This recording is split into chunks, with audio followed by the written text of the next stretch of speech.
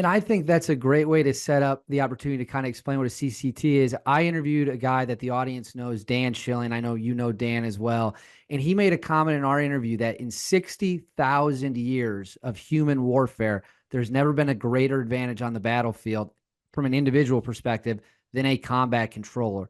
Can you explain what makes a combat controller such an important and unique job? And if you agree with Dan's assessment?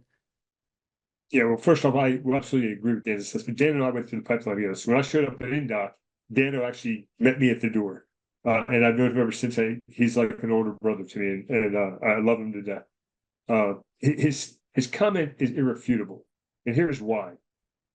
A combat controller brings air power to the table. So, if you go back hundreds of years of war, it was mass on mass, and he who had the most mass would win. And then he who had the best technology would win. Well, air power is an asymmetric technology.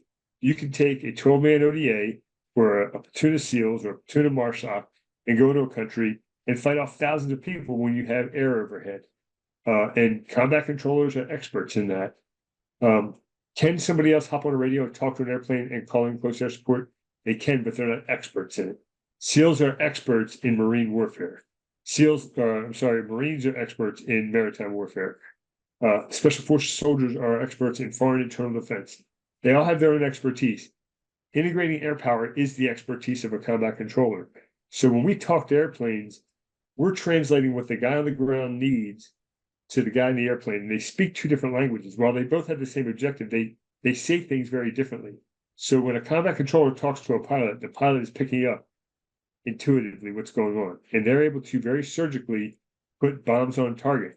I've got teammates who've called bombs in as close as 30 meters away. Normally you do that, you end up killing yourself. But when a combat controller is able to talk to an airplane and go, hey, here's what's going on. Here's the effects I need on the ground. And here's the angles I need you to be taking. That all makes a big difference on the battlefield.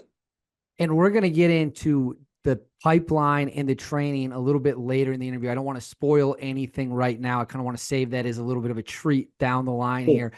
How old are you once you're out of the pipeline and you're officially a CCT?